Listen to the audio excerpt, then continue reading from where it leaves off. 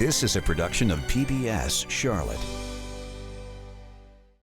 The following episode of Charlotte Cooks is brought to you by Central Piedmont Community College and viewers like you. Thank you. Coming up on this edition of Charlotte Cooks, we're pan-searing some halibut and making a fresh mango salsa.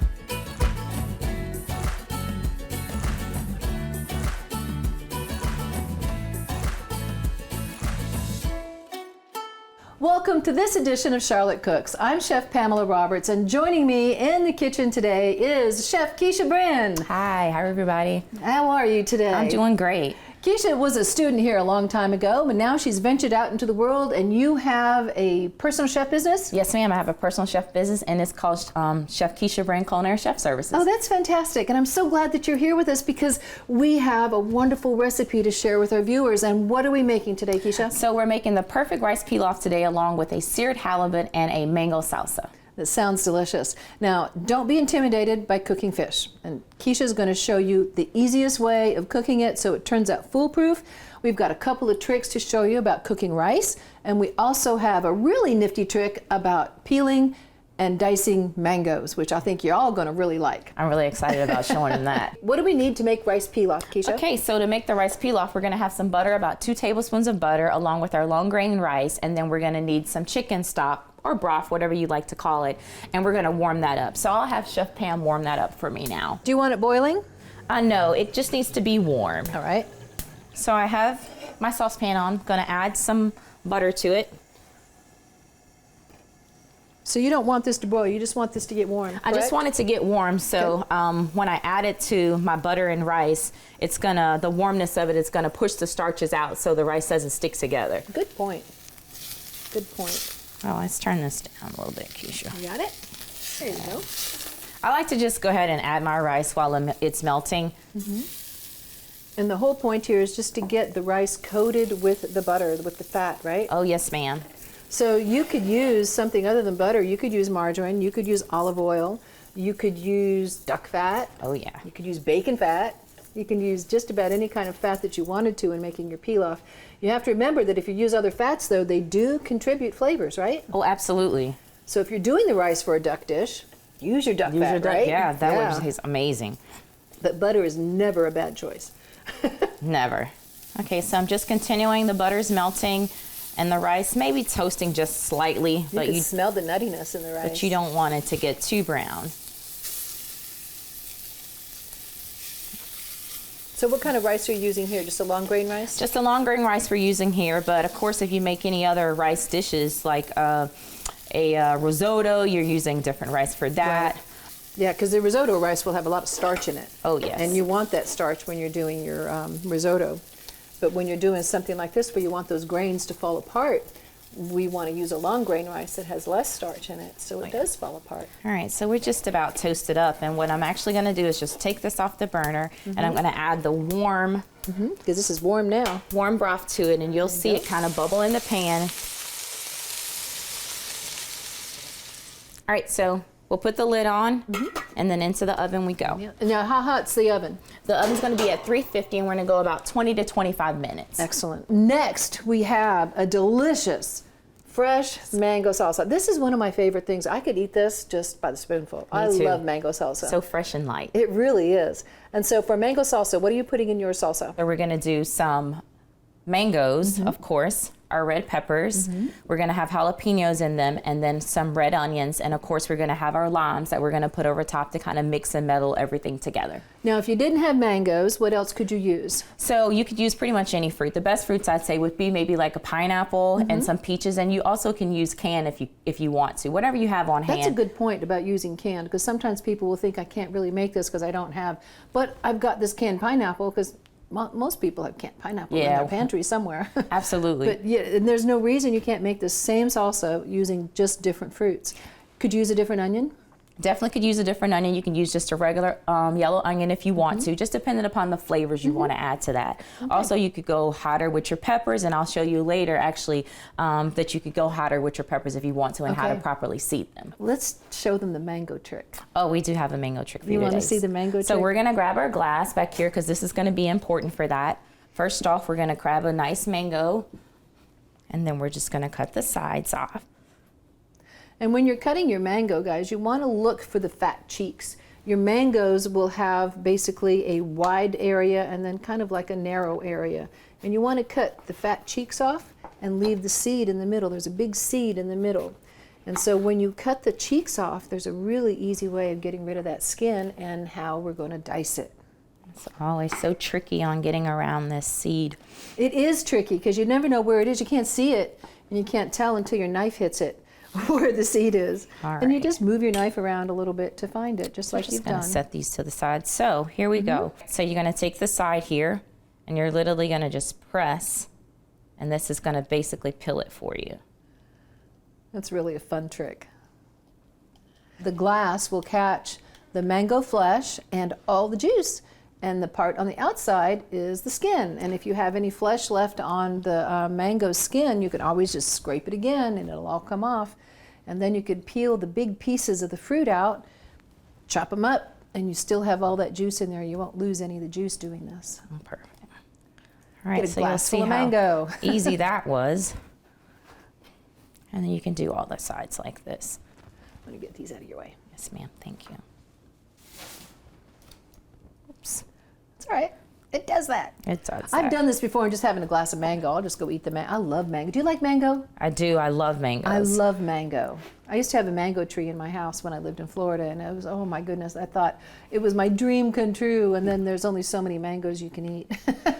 All right, now to dicing these out. Now, I will tell you the mangoes can be super slick, so you have to be really careful, especially when you're with a sharp knife. I'm just gonna give me some flat areas here, and then we're gonna go across to make us some planks,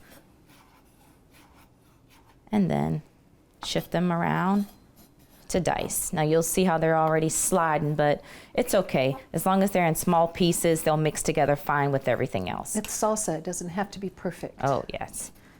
So we'll do the same thing here, just because we don't want them too thick. I was just going to say the reason you're cutting that large piece of flesh down is because it is a little bit on the thickish side. And so when you cut it like she's done, you're going to get more even dices, and the pieces are going to be nice and small. Those are And pretty it's good. going to be perfect salsa size. Oh, yeah. You don't want to have too big of a chunks in there with the... All right, so I have it all diced up. And then it'll just go directly into our bowl. And we'll grab this bowl to use it. Okay. So basically you're gonna take all your ingredients that you already have diced up and just put them into a bowl. So our just mix 'em up. mangoes are all in. Peppers, all in. Isn't it starting to look beautiful already, Chef? Yes, the colors are fantastic. The colors are fantastic. And that's why you And choose your the red onion, and onions. that's why you choose a green. I mean, you're looking at your vegetables and you want to get some things that are all different colors. And then So your you have this jalapenos. beautiful- But also, if you wanted to go a little bit hotter, you can use different type of peppers for that. So next it'll be cutting a lime, the juice of one lime. And basically you're gonna have some seeds in there at sometimes. I just do it, I'm at home, I just squeeze it right into my container and catch those seeds if I have to. Is this all the seasoning we need in the salsa? Actually, I add a little salt and pepper, but I do everything to taste. So Okay. once I get this mixed in, I'll mix it together and then I'll taste.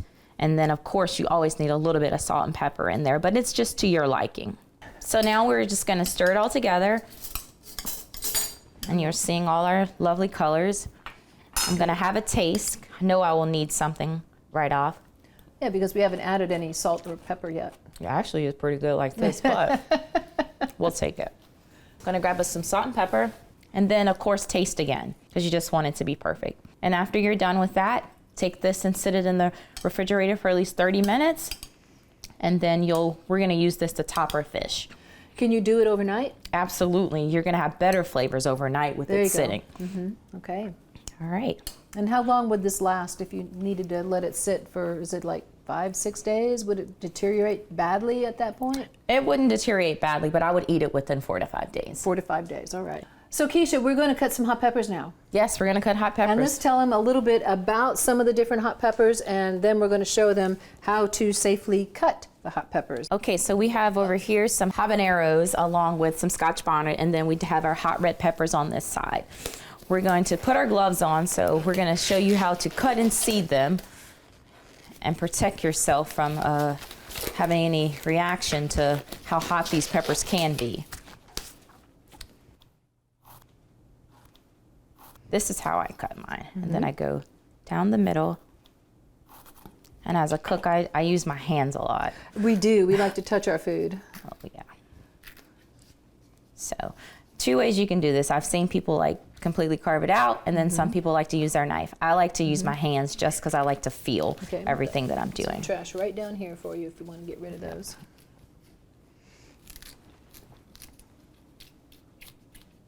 If you're putting your fingers in there like that, you definitely don't want to do this barehanded. Oh, no. Definitely Keisha's laughing. not. Definitely not. Yeah, that will definitely put you in a world of hurt if you did that with your bare And hands. also always want to clean up all these seeds because they carry a little flame with them too. They do, the seeds and the membranes. Yep. All right, so we're cleaning it all out.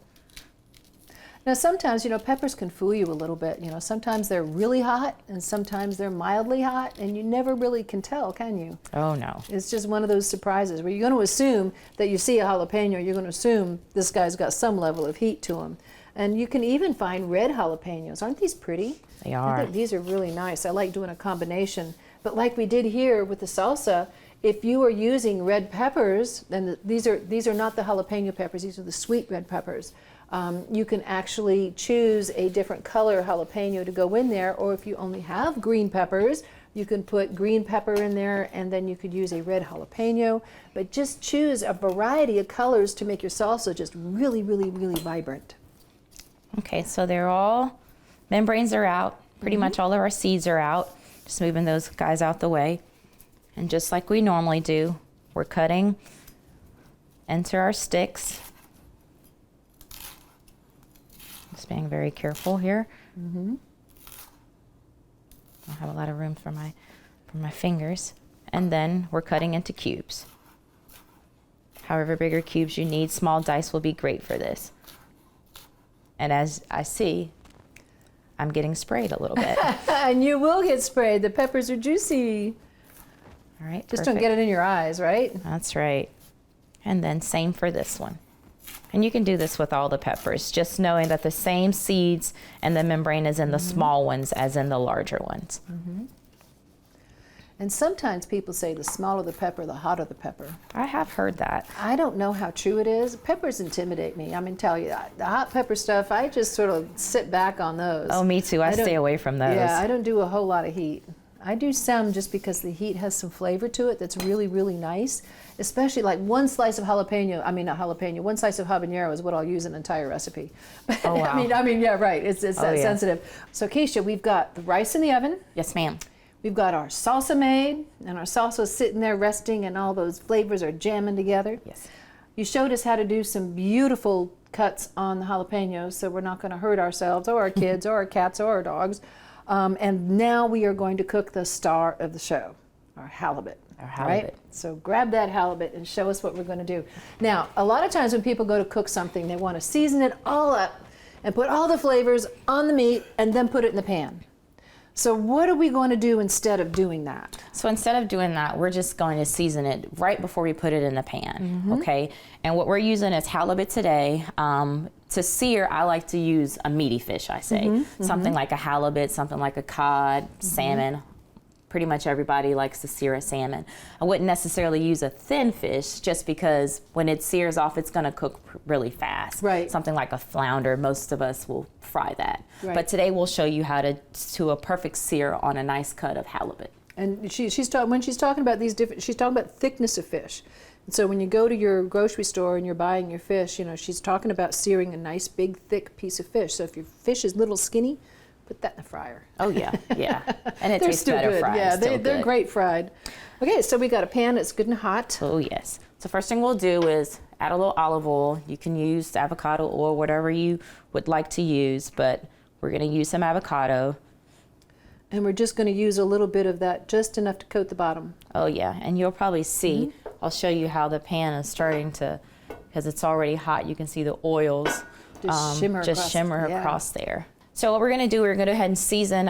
You can use different seasonings. Usually with my fish, I just use salt and pepper on my fish. It just works best for me. But if you like, a lot of people like garlic and onion powder, but I just wouldn't use any seasoning that was going to be easy to burn, okay? And onion powder and garlic powder burn really quickly. quick. We're using kind of a highish heat here, so because you want to get a crispy outside. And the only way to do that is with high heat. You put it in a cold pan, you're not going to get a good sear on it. Oh, no. And So you we're want just going to put a little salt and pepper on it right before we put it in. So we have our pan nice and hot, season it with salt and pepper. You want to do it face down. And you're already hearing the sizzle. If you're not hearing that sizzle, folks, your pan is not hot enough. You got to get it hot. And sometimes inside the pan, if it's not completely like flat and even, you have to move around your oil just a little bit to make sure you have oil in between your actual surface of your fish and the bottom of your pan. All right. Kind of big. And they're going to be on this side for about 4 minutes. And one big tip, when you go to turn it, it shouldn't stick. It should build a crust already on that side of the fish. And one of the other tricks too is if you're starting to flip this and it's sticking to the pan, it's trying to tell you it's not ready to go yet. Not ready. So just back off and let it sit there for a minute or two, and it will release itself from the bottom of the pan. That's guaranteed if you will oil your pan first. Oh, yes. It won't do it if you put it in a dry pan. All right, now, so we're going to prepare our lemon. That's going to be our garnish for our dish. While our fish is cooking, I basically cut the bottoms off because the lemon is going to sit flat on the plate. So I automatically just cut the bottoms off of that. And then you have kind of like the bottoms off, so when you set it down, it'll actually set up. I'm going to go about halfway because this is going to make 2 of our lemon crowns. Taking a small knife, basically you're just going to do nice, let me get a little closer up on here. You're going to do nice little peaks all the way around. All the way around, nice little peaks. How are those looking, Chef Pam? They look good. I love watching fish cook because you can see the doneness creep up the side of the fish. Oh, yeah. And you can see it looks great. And we're just going all the way around, making little peaks. And going deep enough in so when you pull it apart, it'll actually pull apart. And you won't have to kind of tear the inside of the lemon. I think we're almost there. And all you're doing is a zigzag, right? Just a zigzag all the way around. And you can do as many as you want depending on how many crowns you want. So basically, if you do your little zigzags closer together or further apart, affects how it looks on the inside when you pull it apart. All right, I so love we're doing there. this. All right, so now we're just going to kind of twist and spin off. Looks like I didn't go quite far enough, but I think I'll be able to get it nice and. There you go. All right, so we have our 2 crowns ready for our plating. Just going to clean my hand off there. Oh, or how it looks like it's getting super close. It does. If I can see it already, just going to move it around a little bit on this side for that one. And all you're doing when you're moving the pan around is just moving that oil so it's evenly around the bottom of the pan, right? Absolutely. All right, I think we may be close. Oh, you see, as I get ready to go, it's not ready yet because it doesn't come up easily. Right. You say, not yet. Not yet. And don't be afraid that it's burning your fish. It's just getting a great sear on this side. Mm-hmm. And you're able to visualize the inside of the fish cooking while you're looking at it. Getting close. Getting close. I think about ready. So do you have a rule of thumb as to how long it's going to take per inch thickness of fish? I mean, some people will say, oh, 4 to 8 minutes per inch of thickness. Does that, I mean, I think that has everything to do with how hot your pan is, if you're cooking it on a grill, if you're cooking it in an oven. But Absolutely. I think it just depends on where you're cooking it on and what type of range you're cooking it on, because some ranges get hotter, way hotter than others. Your gas will get hotter than electric. your propane gas will be hotter than natural gas. It's crazy how many different variables there are when you're cooking. Yes. Look at that beautiful golden brown crust. And I flip that over. There we go. Oh, he's gorgeous. That Look at one was ready. Easily came up.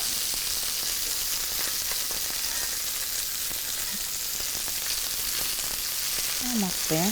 That one's almost there. Yep. You could just have a It's couple. the thicker pieces that are taking a little bit longer, and that's Oh, just yeah. natural. I mean, it's naturally going to take a little bit longer for those. And I'm to just cook. going to add just a little oil. Yep. And that's just to help us get in between the halibut again and the surface of the fish. And just always be careful. All right, I think we're getting really close.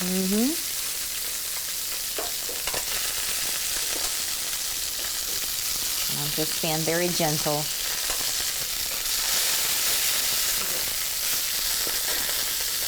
Okay. Now you see, I want y'all to notice this lovely golden brown. It's not overcooked. It's not black. It's not anything but just ready. And you see how she's gently picking it up. And when it's ready to go, it's going to release itself. It's kind of like a little magic trick, isn't it? And it's when you force it that things come apart and things just don't do well. That looks delicious, Keisha. Thank you. And I'm just still, sometimes you just still have to rotate the oil underneath. Yep. It's about ready. It could be your pan, it could be your range, it could be your floor. It could be anything. Oh. Yay! Oh, perfect. So we got them all over. Nice. And then another 3 to 4 minutes on this side, just depending on the thickness of your fish.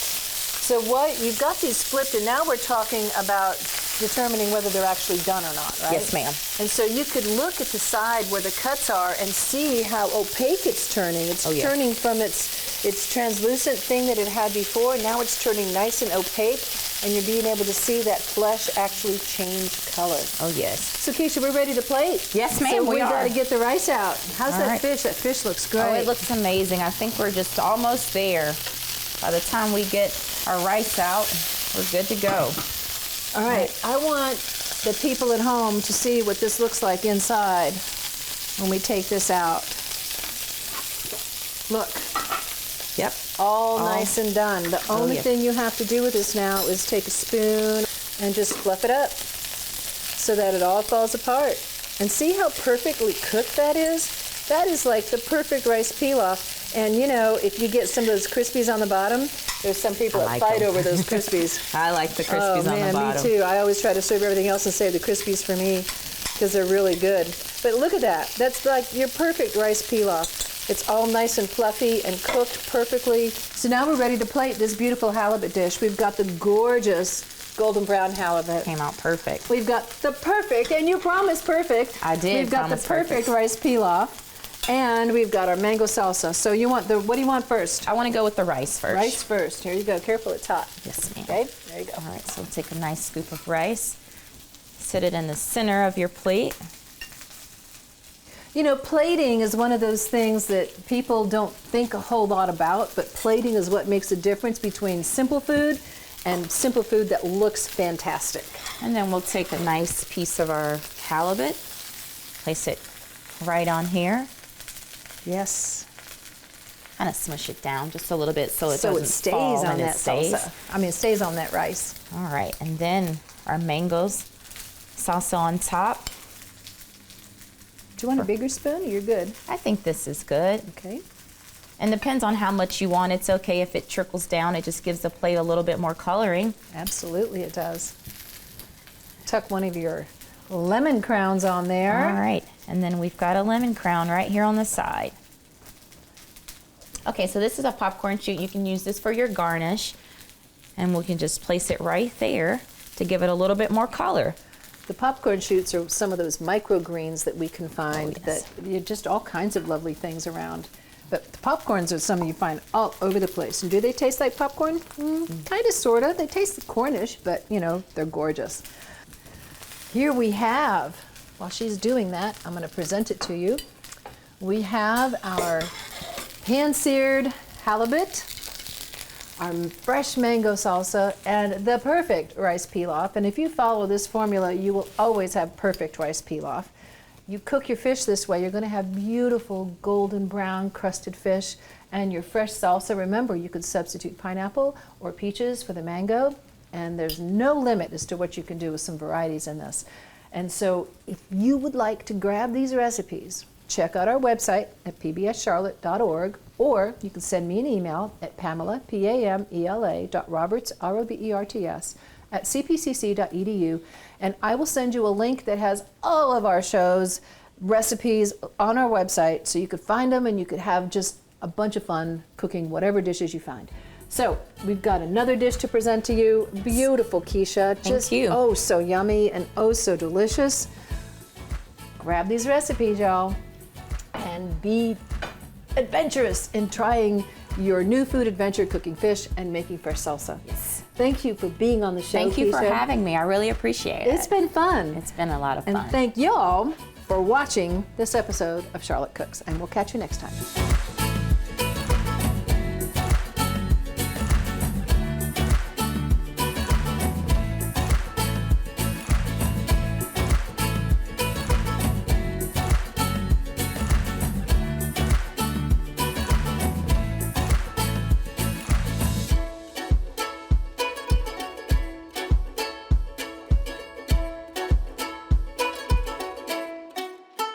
A production of PBS Charlotte.